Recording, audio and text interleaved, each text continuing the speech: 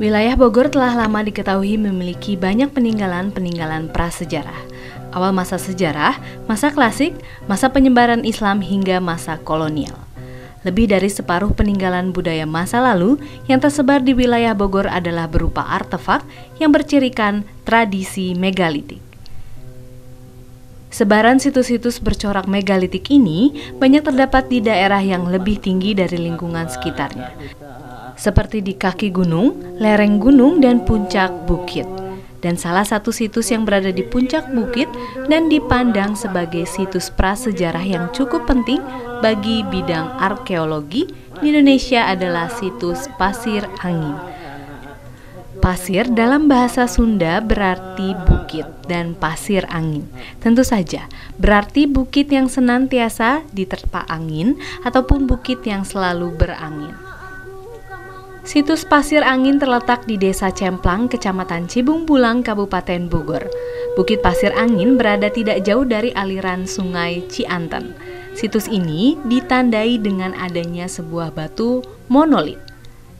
Yang istimewa dari monolit ini adalah memiliki bidang datar di beberapa sisinya. Orientasi dari monolit setinggi setengah meter ini menghadap ke arah timur. Bagi orang awam sepertinya tidak ada yang aneh dari seonggok batu di puncak bukit ini. Tetapi bagi para ahli, batu yang memiliki bidang datar dan berada di ketinggian serta tidak jauh dari aliran sungai akan sangat menarik perhatian. Museum Pasir Angin ada di wilayah Desa Cemplang ini sejak zaman Belanda, masih zaman dulu. Dengan status tanahnya memang tanah kongsi atau tanah merah. Jadi memang milik negara tanah tersebut. Kemudian hal-hal yang terkait dengan yang terhadap museum tersebut memang ada penunggunya atau yang disebut petugas dari Disbudpar itu sendiri yang sudah menempatkan. Nanti lebih konkret dan lebih detailnya mungkin Bapak bisa verifikasi ke sana. Di situs ini pada tahun 1970 dilakukan ekskavasi atau upaya penggalian yang dilakukan oleh tim dari Pusat Penelitian Arkeologi Nasional yang dipimpin oleh R.P. Sujono. Ekskavasi ini berlangsung sampai tahun 1975. Izak Tumertir, Koordinator Zuper Wilayah Bogor mengatakan, dari penggalian ini dihasilkan banyak artefak-artefak yang menunjukkan bahwa situs ini dahulunya merupakan tempat nenek moyang kita melakukan kegiatan ritual.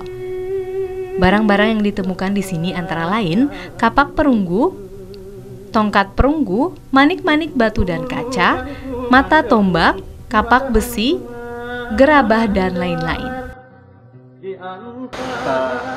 Kalau Museum Pasir Angin ini sendiri didirikannya pada tahun 1976. Tujuannya adalah untuk menyimpan koleksi atau benda temuan hasil ekskavasi di situs Pasir Angin ini sendiri. Nah, situs Pasir Angin ini sendiri dulu pertama kali ditemukan oleh Yayasan Penelitian Masalah-Masalah Asia, yaitu pada tahun 1971. Nah, dari tahun 1971 sampai tahun 75 dan berlanjut 99 tahun 1999 sampai tahun 2003. Dan itu mereka melakukan ekskavasi atau penelitian di sekitar halaman site museum ini. Dan dari penelitian tersebut menghasilkan benda-benda atau artefak baik berbahan dasar batu maupun logam.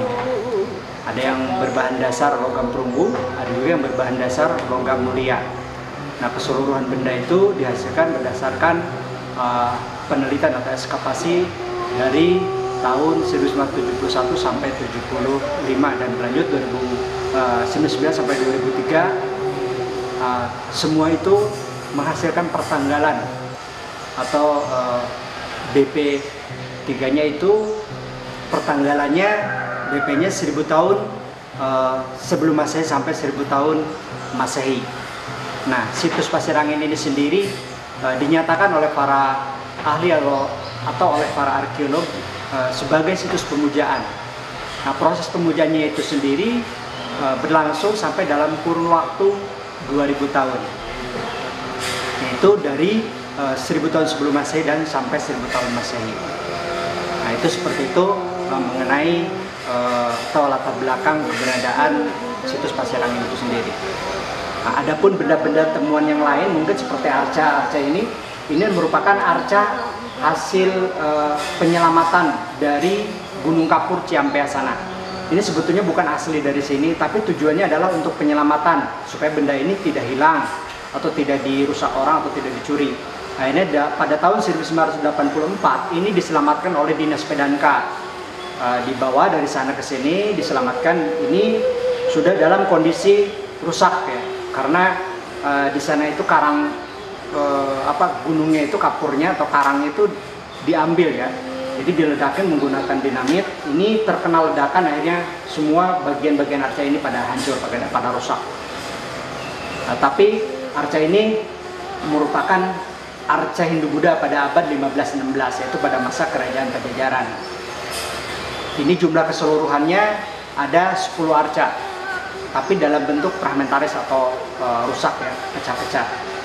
Nah, mungkin mengenai latar belakang atau benda-benda yang ada di Pasir Angin seperti itu. Terus Pak, apakah benda-benda ini berasal dari Kabupaten Bogor semua atau dikumpulkan dari daerah lain di luar Kabupaten Bogor? Secara keseluruhan ini merupakan benda temuan dari Kabupaten Bogor. Cuman memang ada benda yang lain hanya untuk perbandingan dengan yang di daerah lain. Jadi ada kesamaan satu benda dengan benda di daerah lain, seperti dari Bekasi, dari Tasikmalaya, tapi di sini juga ditemukan. Namun setelah hasil penelitian oleh para arkeologi bahwa benda itu merupakan hasil kerja atau hasil produksi di situs ini sendiri atau di wilayah ini sendiri di Kabupaten Bogor, terutama logam-logamnya atau bahan-bahan yang dari batu seperti kampak batu, beliung persegi, itu mutlak berdasarkan penelitian para ahlinya itu dibuat di sini di Kabupaten Bogor, seperti itu. Pak, kalau lihat dari usianya gitu Pak, apakah ini peninggalan prasejarah atau peninggalan masa sejarah atau kerajaan atau Kalau di sini sebetulnya peninggalan pada masa prasejarah, yaitu pra-megalit atau akhir megalitik ke masa neolitikum. Jadi peralihan dari zaman batu besar kepada masa bercocok tanam ya. Nah, karena proses-proses di sini atau benda-benda yang ditemukan di sini itu unsur semua benda itu mengarah kepada masa bercocok tanam. Jadi seperti ada beliung persegi, ada kampak persegi ya. Terus ada juga benda-benda yang lain yang mendukung untuk untuk bercocok tanam, dan sebagian bendanya ada juga yang berbahan dasar logam, itu usianya 1500 tahun sebelum Masehi. Semua benda yang ditemukan di sini umumnya itu berusia 1500 tahun sebelum Masehi. Itu berdasarkan dari hasil analisis karbonnya yang diteliti oleh para ahli. Pada waktu itu penelitiannya atau hasil analisis karbonnya itu dulu dibawa ke Australia. Jadi dulu hasilnya dari Australia dinyatakan bahwa benda yang dibuat di Pasir Angin atau yang dipakai di Pasir Angin ini berusia 1500 tahun sebelum Masehi. Ada benda-benda pada masa kerajaan Pak ini Pak? Kalau benda pada masa kerajaan memang tidak ditemukan seperti mungkin mahkota atau apa ciri-ciri pada masa kerajaan.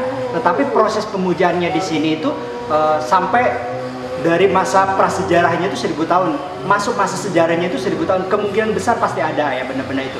Tapi tidak ada bentuk benda atau ciri khas yang menyatakan bahwa itu pada masa kerajaan, misalkan kerajaan Tarumanegara atau pada masa kerajaan Pajajaran, tidak ada. Tetapi mungkin dari benda-benda yang lain karena ada bahan dasar logam mulia seperti ada anting, cincin, itu memang sampai sekarang masih dalam proses penelitian oleh para ahli.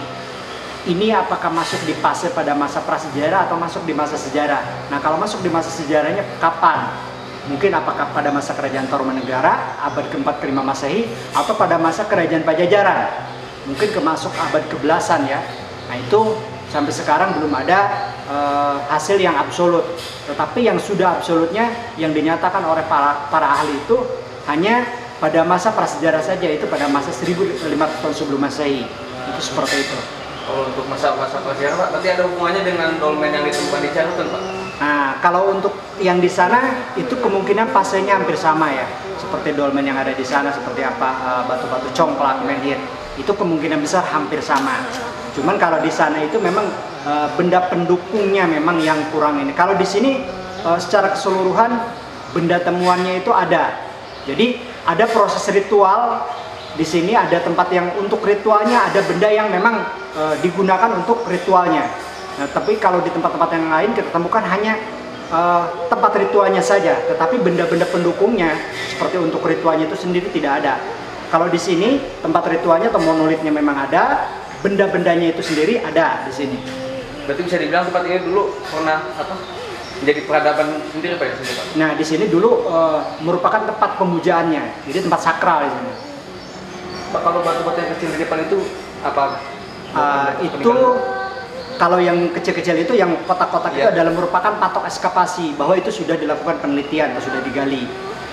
Nah, jadi tujuannya adalah mereka memberikan tanda itu supaya nanti berikutnya para peneliti tidak menggali yang bekas. Ya. Karena kalau kita tidak kasih tanda, otomatis mereka akan menggali kembali yang bekas. Jadi tujuan itu adalah untuk memberikan tanda bahwa itu sudah diekskavasi, sudah diteliti. Pak, untuk pengunjung sendiri Pak, untuk pengunjung sendiri yang datang dari mana tuh nih Pak? Banyak. Kalau untuk pengunjung sendiri umumnya sih kebanyakan dari sekolah ya, anak didik. Jadi umumnya dari anak-anak tingkat SMP, SMA, mahasiswa. Itu kebanyakan sih dari kejuruan ya, terutama yang dari UI mungkin ya, yang untuk jurusan arkeologi itu banyak sekali yang datang ke sini.